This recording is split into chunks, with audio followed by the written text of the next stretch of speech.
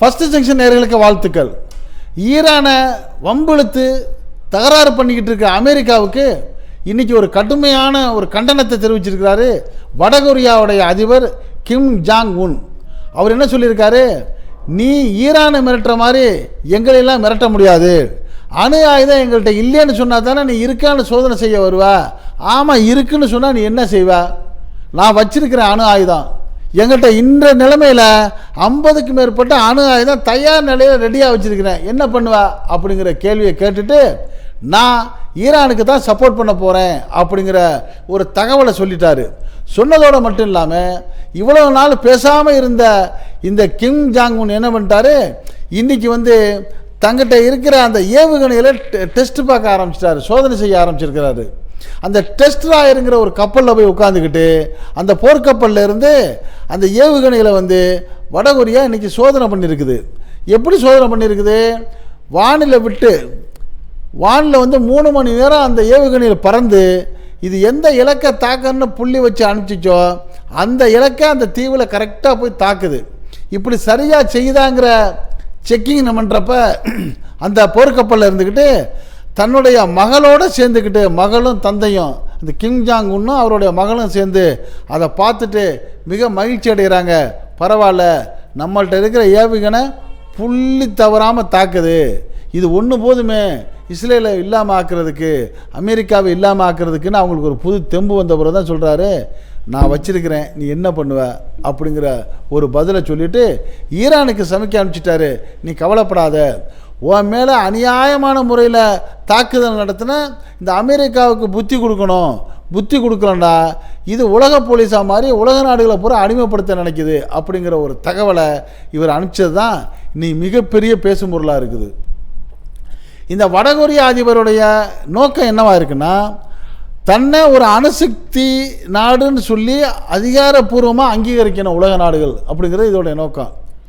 இப்போ எப்படி அமெரிக்கா ஒரு அணுசக்தி நாடாக இருந்துக்கிட்டு அடுத்த ஆளை பூரா மிரட்டுதோ, அது மாதிரி தான் அணுசக்தியே ரெடி பண்ணி வச்சிருச்சு அணு ஆயுதங்களை, அதனால் நான் வச்சிருக்கிறேன், முடிஞ்சால் என்கிட்ட மோதிப்பார் அப்படின்னு சொல்லிட்டதோட என்னை அணுசக்தி நாடுன்னு உலக நாடுகளை அங்கீகரிச்சுக்கங்க, நான் தேவையில்லாமல் அணுசக்தியை பயன்படுத்த மாட்டேன், அதே சமயம் இப்போ ஈரான்கிட்ட வம்புழுத்த மாதிரி என்கிட்ட வம்புழுத்தா நான் பதில் கொடுத்துருவேன் அப்படிங்கிறத சொல்லாமல் சொல்லியிருக்குது. இது நியாயம்தானே? ஈரான் மற்ற அரபு நாடுகள் மாதிரி தொடரடங்கியாக இல்லை. மத்திய கிழக்கு நாட்டில் இருக்கிற சில அரபு நாடுகள் தங்களுடைய அரசை பாதுகாக்கிறதுக்கு காவலாளியாக இந்த அமெரிக்காவை கொண்டாந்து நிறுத்துச்சு. தன்னுடைய இடத்துல தளத்தை கொடுத்து அவங்களுடைய போர்ப்படை வீரர்களை கொண்டாந்து நிறுத்தி அதுக்கு சம்பளத்தை கொடுத்து சாப்பாட்டை கொடுத்து நம்ம நாட்டுக்கு பாதுகாப்பாக இருக்கும் அமெரிக்கான்னு நினச்சி இடம் கொடுத்த இந்த அரபு நாடுகள்லாம் இப்போ என்ன பண்ணுச்சு, அமெரிக்காவால் நம்மளுக்கு எந்த பாதுகாப்பும் இல்லை, பலனும் இல்லை, இதுக்கு இடம் கொடுத்ததுனால இது நாடு பிடிக்கிற வேலையை பார்த்து ஈரானை தாக்குது, இவனுக்கு இடம் கொடுத்ததுனால ஈரான் நம்மளை தாக்குறான், நம்மளுக்கு எந்த வேலையுமே பாதுகாப்பு இல்லையே, இப்போ ஏன் நம்ம இந்த அமெரிக்காவை இங்கே வச்சுருக்கணும், இதை நம்ம நம்ம நாட்டை விட்டு துரத்தணுங்கிற முடிவுக்கு இந்த மத்திய கிழக்கில் உள்ள அரபு நாடுகள்லாம் இன்றைக்கி முடிவு வந்துருச்சு. அந்த முடிவை கேட்ட உடனே தான் இன்னும் கொஞ்சம் ட்ரம்ப் என்ன பண்ணுறாரு, ஆகா இப்படி விட்டோம்னா உலகம் பூரா ஒன்று சேர்ந்துக்கிட்டான். ஏன்னா நம்மளுக்கு இந்த மாதிரி வியாபாரம், அமெரிக்காவுடைய முக்கியமான நோக்கம் அப்படின்னா நாடுகள்கிட்ட வம்பு இழுத்து கலட்டா பண்ணி 2 நாட்டுக்கு சண்டையை உண்டாக்கி விட்டு அவனுக்கு ஆயுதம் விற்கிறது தான் அமெரிக்காவுடைய வேலை. இந்த வேலை வியாபாரம் நின்று போயிருமே, உலகம் அமைதியாகிட்டால் நம்மளுக்கு வியாபாரம் நின்று போயிருமேங்கிறதுக்காக எப்படியாவது பிரச்சனைகளை உருவாக்கிட்டே இருக்கணும்னு சொல்லி அமெரிக்கா விரும்புது. அந்த அமெரிக்காவுடைய திட்டங்களுக்கு இஸ்ரேல் துணை போகுது. உலகத்திலே ஒரு நாடு இல்லாத, எந்த ஒரு தனக்கு சொந்தமான ஒரு அடி இடம் கூட இல்லாத ஒரு பரதேசியான நாடு தான் இந்த இஸ்ரேல். அப்படிப்பட்ட அந்த நாடு பாலஸ்தீனத்தில் எனக்கு தங்க இடம் கொடுண்டு ஒண்டை வந்துச்சு, இறக்கப்பட்டு பாலஸ்தீனம் ஒன்றதுக்கு இடம் கொடுத்ததோடைய விளைவு இன்றைக்கி ஒண்டை வந்ததுக்கு இடம் கொடுத்த நாட்டை துரத்தி விட்டுட்டு இது அங்கே ஆட்சி பண்ணுறது தான் பெரிய வேதனை. இப்போ அது மட்டும் இல்லாமல் அந்த பாலஸ்தீனத்தை நாசமாக்கிட்டு அந்த இஸ்ரேல்னு ஒரு நாடை உருவாக்கிட்டு அந்த இஸ்ரேல் நாடு அகண்ட இஸ்ரேலாக்க பார்க்குறாங்களாம். இது எவ்வளோ பெரிய வேதனை பாருங்கள். நீ ஒன்றுமே இடம் இல்லை, கொஞ்சோண்டு உட்காந்துக்கிறேன்னு கேட்டால் பாலஸ்தீனம் இடம் கொடுத்துச்சு.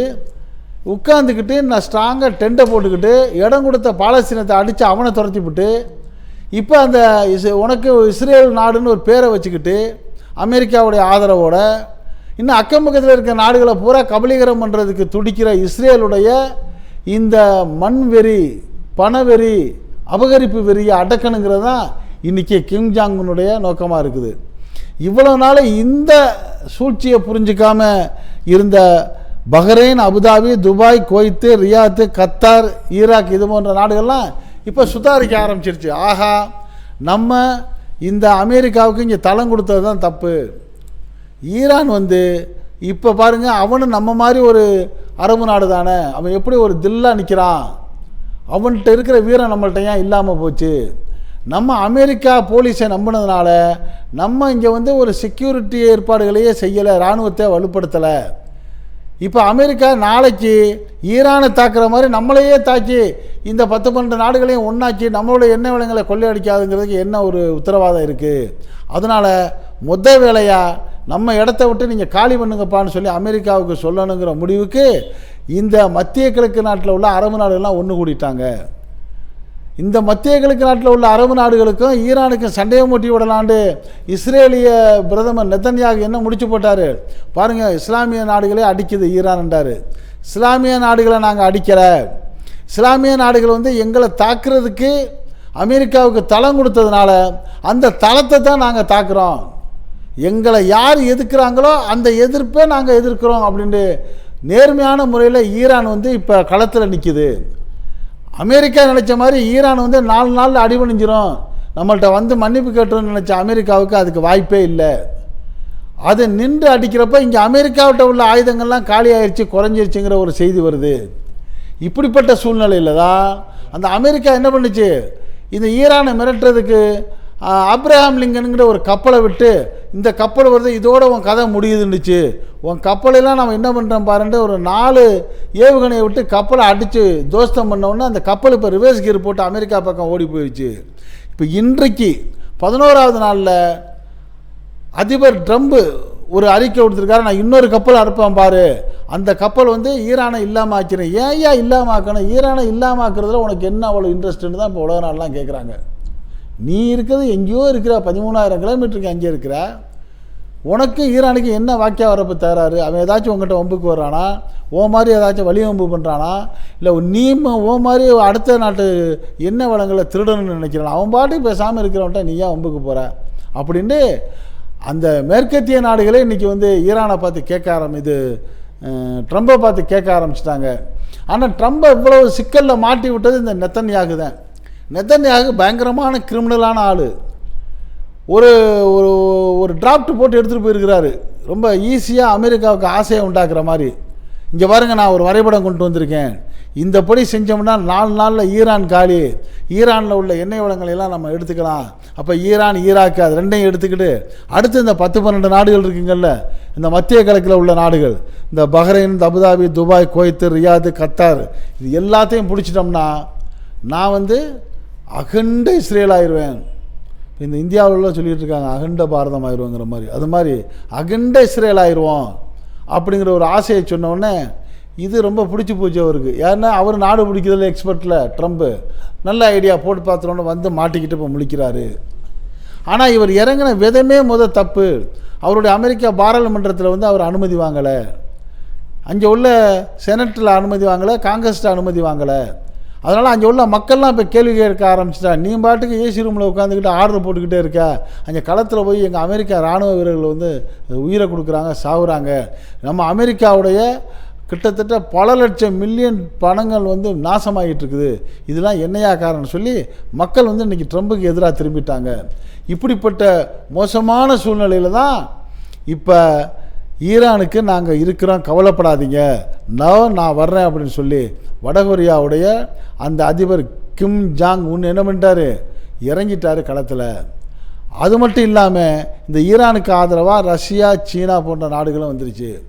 இப்படி வந்த சூழ்நிலையில் இது இன்னும் வேறு எந்த மாதிரி போகும், போர் நீடித்து உலக போராக மாறுமா, அல்லது ஏதாவது ஒரு பேச்சுவார்த்தைக்கு உடன்பட்டு ஒரு முடிவுக்கு வருமா அப்படிங்கிற மாதிரி பலதரப்பட்டு பேசுகிறப்ப இந்த அமெரிக்காவுடைய ட்ரம்புக்கு போர் நடத்த உண்மையிலே விருப்பம் இல்லை. காரணம் இங்கே தளவாடம் காலி ஆகிடுச்சு, நம்ம எதிர்பார்த்ததோட வலுவான ஆளாக இருக்கிறான் ஈரானு. இவன் இஸ்ரேல் நாசமாக போச்சு, அடித்து நொறுக்கிட்டாங்க, இஸ்ரேலில் காலி பண்ணிட்டாங்க. அது மட்டும் இல்லாமல் டெல்லவில் நகரம் இருக்கா இல்லையாங்கிறதே சந்தேகமாக இருக்குது. இவன் பேச்சை நம்பி நம்ம போனதே தப்பாக போச்சு. ஆனால் அதே சமயம் போரை நிறுத்துறதுக்கு என்ன வழி அப்படின்னு சும்மா உருட்டி மிரட்டி பார்க்குறாரு. இவர் டைரெக்டாக வந்து ஈரான்ட்ட, அப்பா நான் அவங்கள்ட்ட சண்டைக்கு வந்து தப்புதாப்பா, நீ வந்து வருத்தப்படாத, நிறுத்து, நம்ம பேசுவோன்னு ஒரு வார்த்தை சொன்னார்னா ஈரான் நிறுத்தும். என்ன இது போய் மிரட்டிக்கிட்டு நீ நிறுத்துறியா இல்லையா, நான் என்ன செய்கிறேன் பாருன்னா, நீ என்ன செய்ய உன்னால் முடியும், போரை நீ தானே ஸ்டார்ட் பண்ண, எந்த வித நியாயமும் இல்லாமல் போற ஆரம்பித்ததுன்னு முடிக்கிறது எங்கள் கையில் தான் இருக்குது. நாங்கள் ஒன்றை சும்மா விட மாட்டோம், பழிக்கு பழி வாங்கிட்டு தான் முடிப்போம். எங்களுடைய உச்சபட்ச தலைவர் அயத்துல்லா அலி கொமேனியை உயிரிழப்பு பண்ண வச்சியே, அதுக்கு ஆள் நதன்யாவை எங்கிட்ட கொடு, அவரை நாங்கள் தூக்கில் போட்டுட்டு அப்புறம் பேச்சுவார்த்தைக்கு வர்றோம். ஒன்றை இந்த என்னென்ன இங்கே சேதங்கள் ஏற்படுச்சோ அந்த சேதங்களெல்லாம் ஏற்படுத்திட்டு தான் வருவோம். எங்களுக்கு வந்து இழக்கிறதுக்கு இனி ஒன்றும் இல்லை, எங்களுக்கு மரணத்துக்கு பயப்படுறத நாங்கள் தயாரில்லைங்கிறாங்க. உண்மையில் நிலைமை என்னென்னா, அந்த ஈரான் மக்கள் வந்து மரணத்துக்கு பயப்படவே மாட்டாங்க. காரணம் வந்து அவங்களுக்கு என்ன ஒரு நம்பிக்கைன்னா, நம்ம நேர்மையாக போரில் போகிறப்போ ஒருவேளை இறந்துட்டா கூட சொர்க்கத்துக்கு நம்ம போவோம், நம்ம வெற்றியாளராக வீரராக இருப்போங்கிற நம்பிக்கை இருக்குது. இப்படிப்பட்ட வீரம் நிறைந்த இந்த ஈரானுக்கு சீனா மாதிரி ஆளுங்க வந்து சில ஒரு ஐடியாக்களை, தந்திரமான ஐடியாக்களை கொடுக்குறாங்க தாக்குதலுக்கு. அது உள்ள தந்திரத்தில் சீனா பெரிய ஆள். அது என்ன பண்ணியிருக்கு, இந்த பிளாஸ்டிக்கில் பலூனை தயார் பண்ணியிருக்கு, பீரங்கி மாதிரியே. அது வந்து பார்க்குறது காற்றடிச்சு நிறுத்தினா உண்மையாக பீரங்கி நிற்கிற மாதிரியே இருக்கும். அதோட விலை வெறும் $50 இருக்கும். இதை ஆயிரக்கணக்கான இந்த பிளாஸ்டிக் பலூன் பீரங்கியில் தயார் பண்ணி சீனா ஈரான்கிட்ட கொடுத்துருக்கு. இப்போ ஈரான் என்ன பண்ணுது, இந்த பலூன் பீரங்கியில் காற்றடிச்சு பாலைவனத்தில் நிறுத்துது. அப்போ உயரத்துலேருந்து பார்க்குற அமெரிக்காவுக்கு வந்து ஏகப்பட்ட பீரங்கி, ஈரானுடைய பீரங்கி நிற்கிதுன்னு நினச்சிக்கிட்டு இது பல லட்சம் மதிப்புள்ள ஏவுகணையில் போட்டு அந்த பீரங்கியை தாக்குது.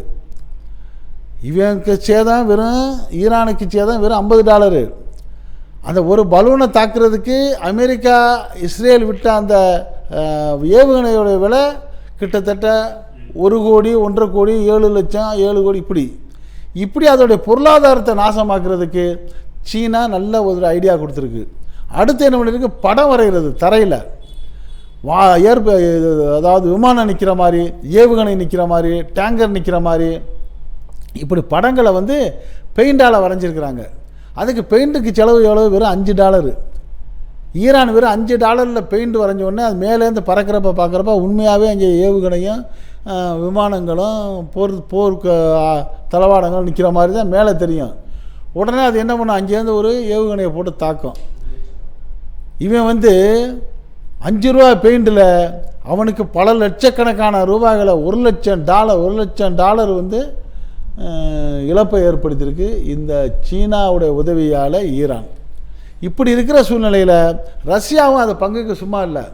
அது என்ன பண்ணுது, துல்லியமாக உளவு பார்த்து இஸ்ரேலில் என்னென்ன சூழ்நிலை, அங்கே என்னென்ன இடங்கள், யார் யார் எங்கே, இஸ்ரேலுடைய அந்த பிரசிடெண்ட் நெத்தன்யாகு போகக்கூடிய ஒவ்வொரு இடத்தையும் அதை வந்து ஆராய்ஞ்சிக்கிட்டே இருக்குது. அவரும் எவ்வளோ தூரம் ஒளிஞ்சிக்கிட்டு தான் இருக்கார். இங்கே ஈரானில் வந்து தலைமையேற்றிருக்கக்கூடிய கொமேனி அவருடைய மகன் முர்ஜிதா கொமேனி என்ன பண்ணுறாரு, என் உசுறு போனால் போகலான்னு களத்தில் நிற்கிறாரு. ஆனால் அங்கே உயிருக்கு பயந்துக்கிட்டு இஸ்ரேலில் என்ன பண்ணுறாரு, நெத்தன்யாகு வந்து பங்கருக்குள்ளே வந்துக்கிட்டு ஆர்டர் போட்டுக்கிட்டு இருக்காரு, நீ எப்போவாச்சும் ஒரு நிமிஷம் வெளியில் வருவில வாடின்னு சொல்லி அவன் எதிர்பார்த்துக்கிட்டே இருக்கிறான். அந்த இஸ்ரேலுடைய நெத்தன்யாகியோடைய கூட பிறந்த அண்ணனை வந்து நேற்று போட்டு கதையை முடிச்சுட்டாங்கங்கிற செய்தி வந்திருக்கு. இப்போ ஈரான் எதிர்பார்க்குறது என்ன, அடுத்து நம்ம அடுத்தாப்பில் நெத்தன்யாகுவை போட்டுருணும், நெத்தன்யாகுவை போட்டுட்டு அந்த இஸ்ரேலையும் இஸ்ரேல் நாட்டையும் ஒழிச்சிட்டு மீண்டும் அந்த நாட்டை பிடிச்சி பாலஸ்தீனத்திட்ட கொடுத்துடணும்.